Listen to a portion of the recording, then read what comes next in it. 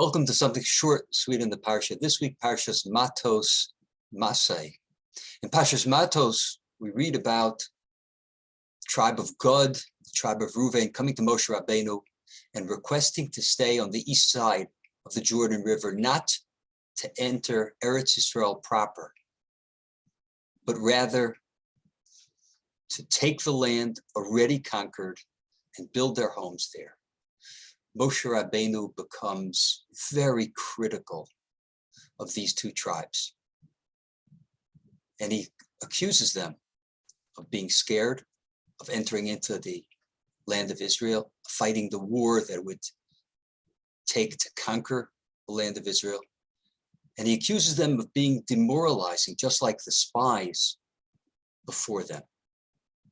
And these two tribes respond to Moshe Rabbeinu, and they say, we have every intention of going into Eretz Yisrael and fighting, and we will be on the vanguard.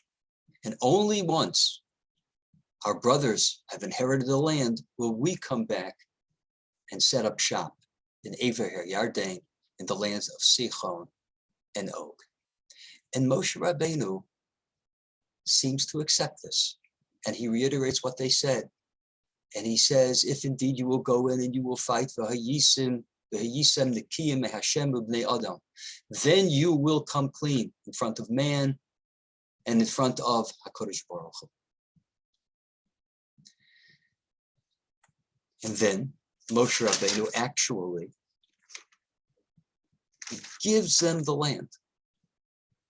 And from the standpoint of the text, the standpoint of the Chumash itself, it looks like what they did was 100% perfect.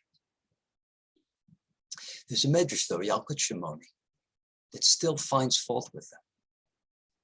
And the medrash says that ultimately, because they stayed on the other side of the Jordan, they didn't go into Eretz Yisrael proper.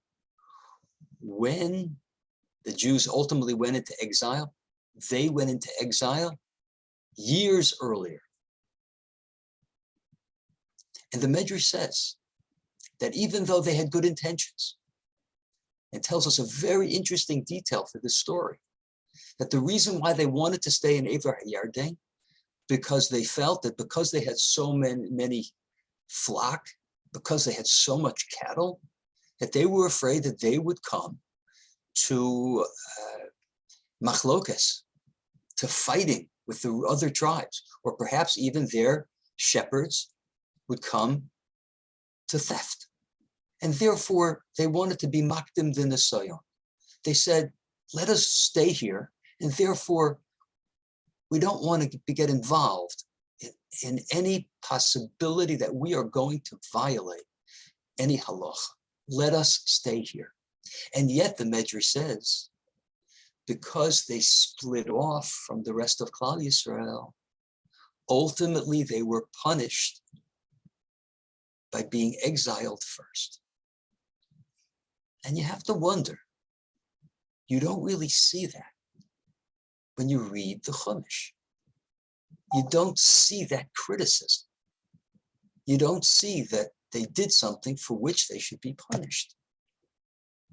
But yet the Medrash says they did, and marshals a pasuk in Divrei Hayamim Chronicles, which says just that. They went into exile first, Bnei Gad, Bnei Reuven. Perhaps it's not a punishment. Perhaps the fact that they went into exile first is the natural result of what they did. They separated themselves from the rest of Klal Yisrael. Now they fought with them. They went on the front lines. They made sure that they would inherit the land. But they were separate. And it wasn't supposed to be that way. They were all supposed to go into Eretz Yisrael, and they were going to be together. And they would be able to strengthen each other. And they would be able to develop together. And that would have given them a certain strength religiously, sociologically, emotionally. And when it came to the time of Golus, when it came to the time of exile, they weren't the people that they could have been. Because generations earlier, their ancestors decided to stay apart.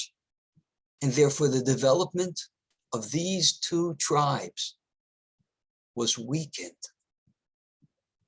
And therefore, as a natural result, they were taken into exile first. They splintered off earlier from Klal Yisrael because they were less a part of Klal Yisrael. And here we come to a major lesson. When people who are supposed to be together, a husband and wife, brothers, a community, a shul, they're a unit. They're supposed to be working together. And they don't. That's a tragedy. Even if they have a peace treaty. You have a husband and wife that just agree to disagree. They agree to have a cold peace. It's very sad. They could be working together. And when they could be working together, they're a unit. And what could come out of that unit much stronger than what they have at present. Love your fellow as yourself. Zeh klal gadol b'Torah. Reb Shimon Schwab explains so beautiful. What is a reya? A friend, we translate as friend. What is a reya? So he says that the word reya is cognate to the word mirror. Mirror means pasture. The highest form of friendship is reyus. There's ahava, there's love. Love is a very lofty level. Love comes from the word hav. I give to you. I will love you if I give to you. I'm devoted to giving to you.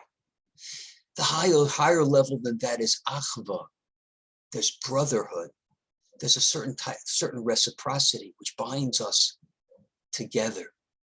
There's shalom. The higher level is peace. We're shalom with each other. We work beautifully together.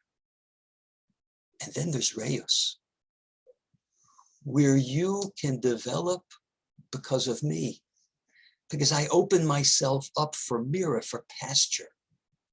I am here completely and total to help you. And you open yourself up completely and totally to help me. And therefore we develop beautifully together. A husband and wife, brothers, a community. There for each other, to grow together. Each one to be a stepping stone for the other, that each one can develop. Perhaps Bnei Gad and Bnei Ruvain didn't know sin in splitting off from Klal Yisrael, but they split off from Klal Yisrael, and therefore their development wasn't the same. And although they had holy and noble intentions, and very often we have holy and noble intentions in interpersonal relationships of why we're just going to keep to ourselves. And the truth is, sometimes it is the right thing, because sometimes we can't get it right. But if there's a possibility of getting it right, the difference, the ultimate difference, perhaps even for generations, is so amazing. It's so significant. This Shabbos, we begin the 9 days. And the 9 days is about developing once again, Am Yisrael, developing relationships.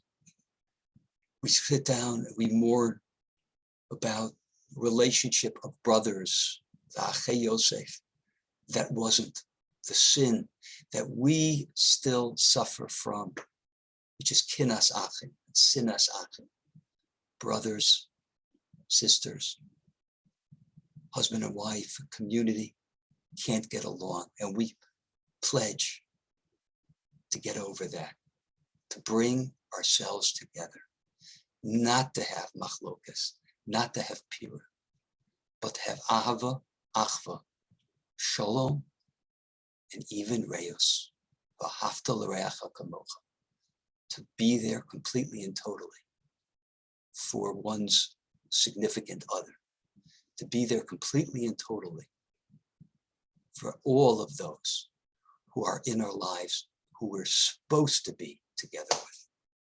Thanks so much for listening. Have a great Shabbos.